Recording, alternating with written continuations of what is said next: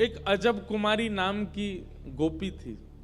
ध्यान से सुनो, हमारे श्रीनाथ जी गिरिराज जी से वहां क्यों चले गए? गिरिराज जी में आप दर्शन करते हैं कि आज श्री गोवर्धन नाथ जी का ही दर्शन है गिरिराज जी में, पर गिरिराज जी का जो स्वरूप है, उर्ध भुजा और कमर पर एक कटी, ये जो वहां प्रकट हुए श्रीनाथ जी, वो तो अब श्रीनाथ द्वारा में ही विराजते हैं। गिरिराज जी में तो फिर शिला का ही श्रृंगार किया जाता है, शिला को ही नेत्रादि पधरा करके उन्हीं के ही वस्त्रादि, कोई शिला नहीं है, साक्षात ठाकुर जी हैं, पर उन्हीं गिरिराज जी से जो मूल रूप गोवर्धन नाथ जी का प्रकट हुआ वो नाथ द्वारा में बैठे हैं। तो हमारे तो इष्ट वही हैं गिरिराज बाबा, उनको प्रणाम करने के लिए जाएंगे। अजब कुमारी नाम की एक गोपी थी, एक राजकन्या थी। उसने जब ठाकुर जी को देखा तो ठाकुर जी को देख करके उसका बहुत मन आ गया ठाकुर जी पे। ठाकुर जी के आगे चौसर का खेल खेलती थी। भैया बाबा ने धीरे धीरे बोल ले हो, तो चौसर का खेल वो खेलती थी। सब लोग इधर देखो, इधर देखो, इधर देखो। ठाकुर जी को चौसर खिलाती थी, लेकिन वो इतनी निपुण थी चौसर खेलने में कि उससे कोई जीत नहीं सकता था। तो वो क्या करती थी, ठाकुर जी के मंदिर में बीच अंगना में बैठ के चौसर खोल के, और एक चाल तो अपनी चलती और दूसरी चाल ठाकुर जी के लिए चलती थी, ठाकुर जी के साथ खेलती थी। आप लोग भी खेला करो कभी कभी अपने ठाकुर जी के आगे कोई बढ़िया खेल जो ठाकुर जी खेल सकें, वो सामने पधरा करके एक चाल अपनी चलो और ईमानदारी से फिर दूसरी चाल ठाकुर जी की चलो। जब दीपावली आती है ना, तो दीपोत्सव में हमारे लाल जी की हम लोग भी चौसर खेलते हैं। तो एक बालक सामने बैठेगा, एक हम इधर बैठेंगे, हम होते हैं ठाकुर जी की तरफ से और वो बालक होगा श्री जी की तरफ से, फिर दोनों खेलते हैं। और ये निश्चित ही होता है कि श्री जी ही जीतती हैं, जो श्री जी के पक्ष का होगा वही जीतेगा। और दाव पर ठाकुर जी लगाते हैं, दाव पर ठाकुर जी लगाते हैं अपनी पीली पीतांबरी, अपनी मुरली, अपना मुकुट, ये सब दाव पे लगाते हैं, श्री जी सब जीत जाती हैं। बड़ा आनंद आता है ठाकुर जी के उत्सवों में, लीला में। तो अजब कुमारी ठाकुर जी के साथ चौसर खेलती थी, उससे कोई जीत नहीं सकता था। लेकिन वो इतनी निपुण थी कि जैसे ही ठाकुर जी हारने वाले होते थे तो अंतिम चाल ऐसी चलती कि ठाकुर जी जीत जाते थे, वो हार जाती थी।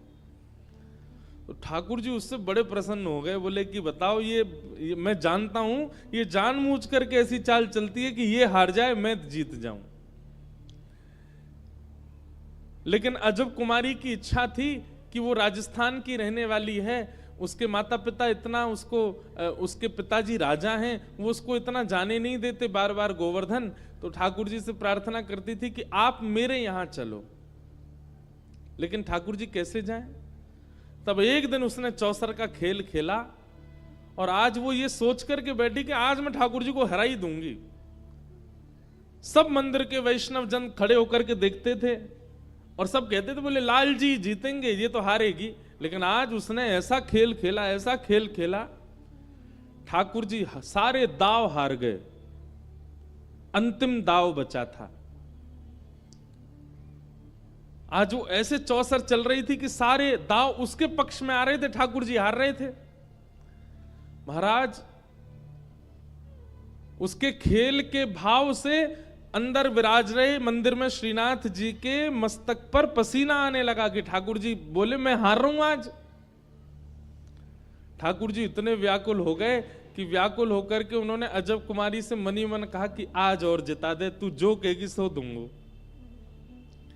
अजब कुमारी बोली मैं नहीं जिताऊंगी, रोज जिता देती हूं, आज तो आप हारोगे और पूरे विश्व को दिखागा कि आप मुझसे हार गए। ठाकुर जी मनी मन बोले उससे, देख अजब कुमारी तू हमसे प्रेम ना करे, तू मान जा, देख ले हमें मत हरावे, हमारी नाक ऊंची रहने दे, ये सबरे ब्रजवासी हमारी जय जयकार करें, और कहीं तू हरा करके तू तो चली जाएगी अपने घर और ये सब पीछे तो मोह चढ़ावेंगे कि लाला तुम तो हार गए। अजब कुमारी बोली चाहे जो हो, आज तो आप हारोगे। ठाकुर जी बोली तू जो कहेगी सो करूंगा, लेकिन तुम वो जिता दे। अजब कुमारी बोली वचन दो, जो मांगूंगी सो दोगे। ठाकुर जी बोले देंगे, तू बस जिता दे। अजब कुमारी ने जिता दिया ठाकुर जी को। सब जगह जय जयकार हो गई। बोले हमारो लाला जीत गयो, गिरधर लाल की जय, गोवर्धन नाथ की जय। ठाकुर जी ने मनी मन अजब कुमारी से कही अब बता तो कहा चाहिए। अजब कुमारी बोली मेरे साथ अब राजस्थान चलो, वहीं विराजो, मेरे लिए विराजो। ठाकुर जी स्तब्ध हो गए। बोले मैं अपने प्राण से प्यारे ब्रज को छोड़ के कैसे जाऊं, इसी कलिकाल की घटना है। अजब कुमारी बोली मोए ना पतो, आपने मुंह को वचन दियो है, अब चलो।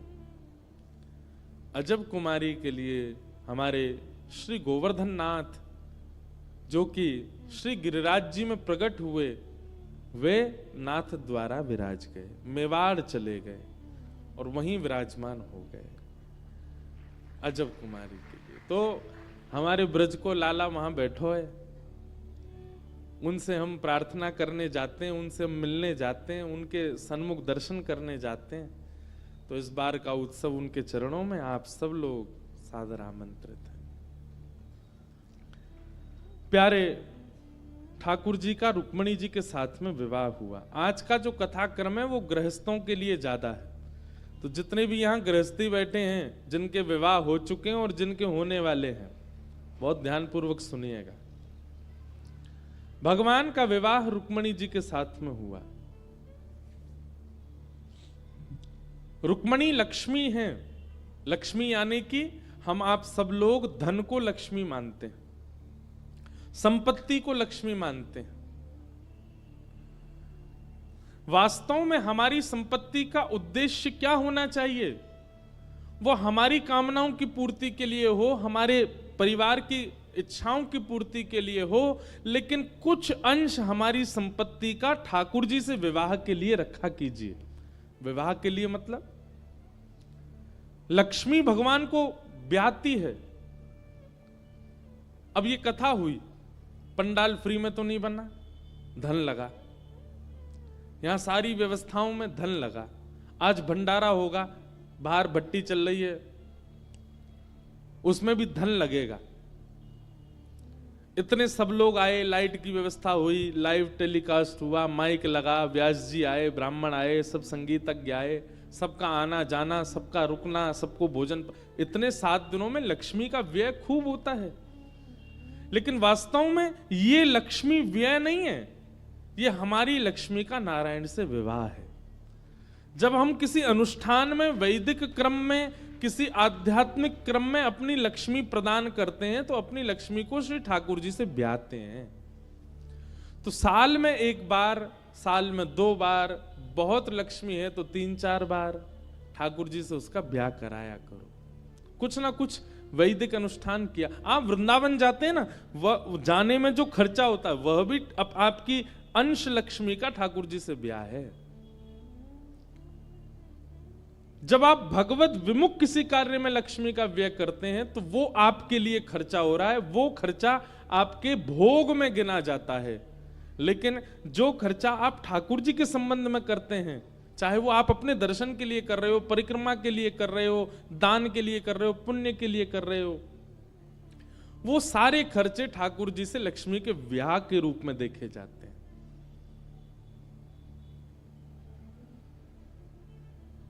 एक प्रकार से इस कथा के माध्यम से जितने लोगों ने यहां धन लगाया, उन सबकी लक्ष्मी भगवान से ब्याह ली और उन सबके दामाद बन गए ठाकुर जी। क्यों? उन सबकी लक्ष्मी को ठाकुर जी ने स्वीकार किया।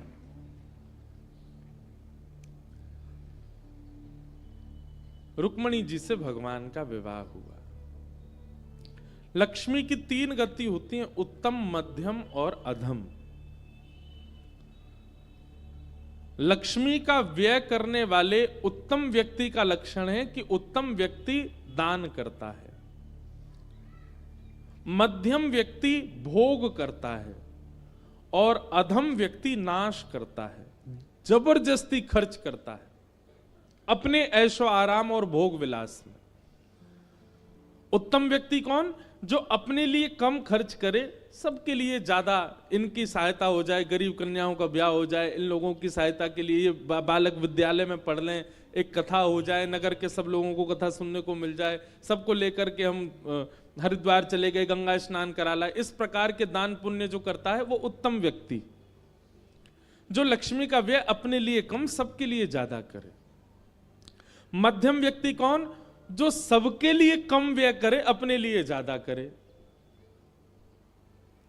दान करने की बात आवे तो 1 रुपया ही निकलता है, और जब भोग करने की बात आवे तो 100 रुपए निकलते हैं। इस प्रकार का व्यक्ति मध्यम व्यक्ति।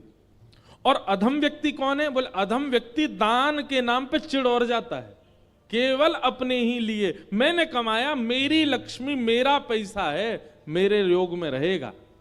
इस प्रकार अपने भोग विलास और अपने सुख संपत्ति में ही केवल धन का व्यय करना, अन्य कहीं भी उसका सदमार्ग पर व्यय ना करने वाला व्यक्ति, ऐसा व्यक्ति का नाश होता है। उत्तम, मध्यम, अधम, दान, भोग, नाश। इसलिए साल भर के धन में से दशांश अलग रखा कीजिए, 10 अंश केवल, और वो सब जगह उसको व्यय कीजिए, लोगों की सहायता, परोपकार, सेवा आदि में। वो आपकी लक्ष्मी का ठाकुर जी से ब्याह है। इससे होता यह है कि दशांश दान करने से, दशांश अलग निकालने से बाकी का बचा हुआ जो 90 अंश है ना, वो शुद्ध हो जाता है। वो आपकी बुद्धि, आपके बच्चों की बुद्धि, आपके परिवार में जितने भी लोग हैं, सबकी मति सुधारता है। धन का एक बहुत बड़ा प्रभाव यह है कि वो आपकी बुद्धि विकार युक्त कर देगा। अगर धन शुद्ध नहीं होगा तो आपकी बुद्धि सदमार्ग की ओर ना देख करके कुमार्ग को देखेगी, और सदमार्ग कुमार्ग से बचाने वाले लोगों को भी आपका दुश्मन बना देगी। कई लोग होते हैं वो ऐसे क्रिया करने लग जाते हैं तो सब लोग कहते हैं भाई क्या करें, इसकी तो बुद्धि मर गई है। ये बुद्धि मरती कब है? जब धन का दान नहीं होता, धन दूषित हो जाता है, तब व्यक्ति की बुद्धि मरती है और वो कुछ भी करने को तैयार हो जाता है। फिर शास्त्र कुछ कहें, गुरु कुछ कहें, माता पिता कुछ कहें, परिवारीजन कुछ कहें, उसको कुछ सुनाई नहीं देता, वही करता है जो उसके मन में आता है। जैसे रावण ने क्या किया? रावण विद्वान था, रावण पढ़ा लिखा था, रावण वेदज्ञ था, रावण हमने संत जनों से सुना संध्या भी करता था। एक ब्राह्मण उचित कर्म जितने होते हैं सब ब्राह्मण करता था, रावण करता था। पुलस्त ऋषि के खानदान, मतलब खानदान भी उसका राक्षसों वाला नहीं था, ऋषियों का खानदान था।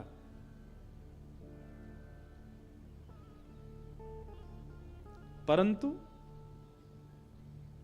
उसकी मति कैसी मारी गई?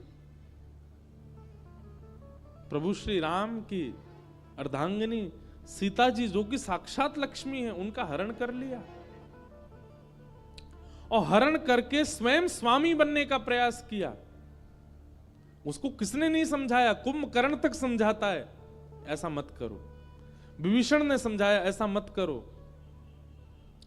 पर उस समय कही गई सारी ज्ञान की बातें उसको बुरी लगती थी, उसको अच्छी नहीं लगती थी। एक बात याद रखिएगा, आपका भला कोई बोले और आपको वो उचित ना लगे तो निश्चित समझ जाना कि आपका धन जो है ना वो दूषित हो चुका है। उसी के प्रभाव से आपकी मति अपने भले की बातें स्वीकार नहीं कर रही है।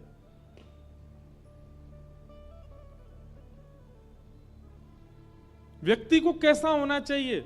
हर दिन अपने बड़े जो लोगों से पूछे, मैं कुछ गलत तो नहीं कर रहा हूं ना, मेरा सब कार्य ठीक है ना, मेरी जो विचारधारा, मेरी जो भावना, वो सब उचित है ना। भैया सत्संग इतनी आपको योग्यता दे देगा कि कौन आपके भले में बोल रहा है और कौन आपके भले में नहीं बोल रहा है, ये भी आपको पता चल जाता है। जैसे कई लोग ईर्ष्या में आकर के आपसे कुछ अनुचित बोलें, तो आप सत्संगी होगे तो आपको पता चल जाएगा कि ये ईर्ष्या में बोल रहे हैं, ये भावना से नहीं बोल रहे। लेकिन सत्संग व्यक्ति को यह भी पता चल जाता है कि मेरे भलाई के लिए कौन क्या कह रहा है, और उसका स्वभाव यही बन जाता है, वो सबसे यही पूछता है मैं जो कर रहा हूं ठीक है ना, मेरा जीवन ठीक चल रहा है ना, कोई दिक्कत तो नहीं हो तो आप आज्ञा करें। जिसका धन शुद्ध है उसकी विचारधाराएं ऐसी होती हैं, और जिसका धन शुद्ध नहीं है उसको चाहे कितना ज्ञान दे दें, कितना रोक लें, टोक लें, समझा दें, वो फिर भी नहीं मानेगा।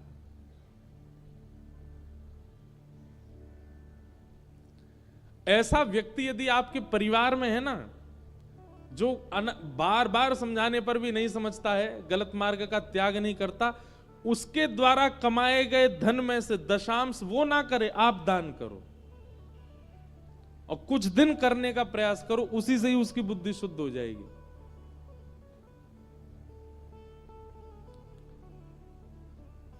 धन विकार युक्त होगा तो बुद्धि विकसित नहीं हो पाएगी। इसलिए अपनी अपनी लक्ष्मियों का ब्याह किया करो ठाकुर जी के साथ, कभी कभी अवसर मिले तो। भगवान का रुक्मणी जी से ब्याह हुआ,